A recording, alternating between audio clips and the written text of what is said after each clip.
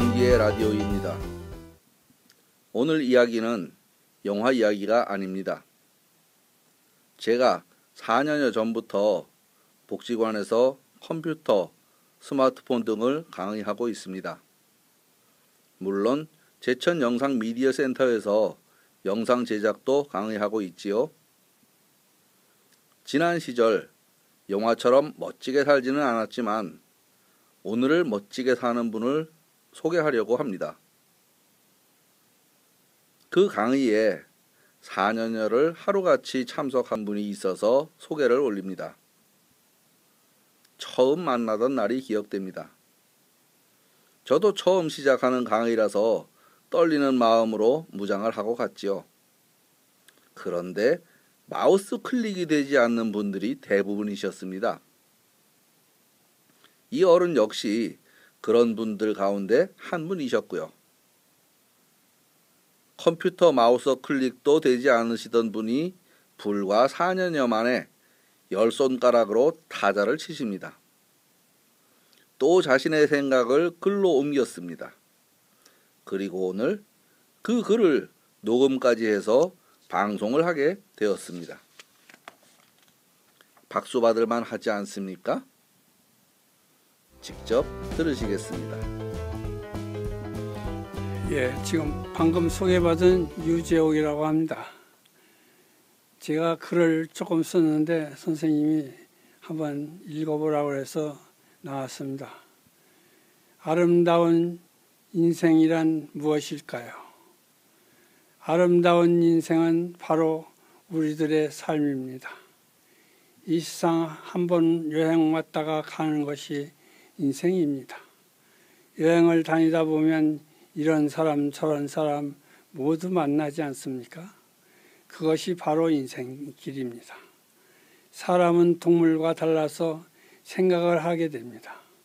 여행을 하는 방법 가운데 기차를 타고 여행을 할 수도 있겠지요. 그 기차가 종착역을 향해서 달려간다면 얼마나 더 달려야 종착역에 도착할지는 아무도 모릅니다.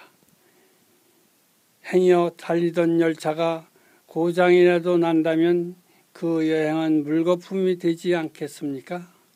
이러한 여행처럼 성공적인 인생을 살려면 건강이 중요하겠지요. 건강하게 열심히 달려야 되겠지요. 그러기 위해서는 열심히 건강하게 살아야 되지 않겠습니까? 건강하게 아름답게 즐겁게 살다가 가는 것이 우리가 바라는 인생이 아닐까요?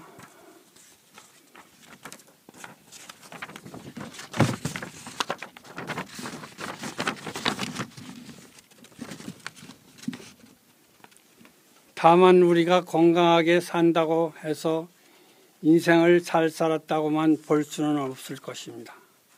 사람이 건강하게 사는 것도 좋지만 얼마나 건전하게 사느냐도 생각해 볼 문제입니다. 우리가 건강하고 건전하게 살기 위해서는 부지런히 일하고 공부하며 운동도 열심히 하며 건전한 마음으로 살아야 후손들이 우리를 본받지 않겠습니까? 그러기 위해서는 모범을 보여야 건강하게 건전하게 살았다고 할 것입니다. 이런 말을 하는 이유는 우리는 인생이 종착역이 멀지 않았기 때문입니다. 인생을 살다가 가면서 후손들에게 남겨줄 것이 있어야 되지 않겠습니까? 그러기 위해서는 우리가 건전하게 살아야 그들이 보고 배우며 따라오지 않겠습니까? 열심히 일도 하고 봉사도 하고 열심히 배우고 해서 이 나라를 건전하게 만들어 놓아야 우리가 그래도 잘 살았다고 할 것입니다.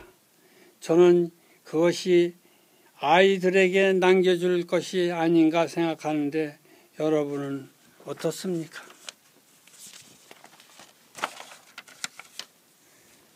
지난 시절을 생각해 보십시오. 얼마나 고생을 했습니까? 못 먹고 못 살 때를 생각해서 이제는 우리 후손들에게 옛날과 같은 그런 어려운 시기를 남겨주지 말아야 되지 않을까요? 그러지 않으려면 우리가 건강하게 건전하게 사는 모습을 보여주고 남기고 가야 되지 않을까요? 이런 것들이 바로 우리가 해야 할 일이라고 생각합니다. 우리 모두 정케 삽시다. 즐겁고 행복한 날이 되도록 열심히 살아야 합시다. 호산우리.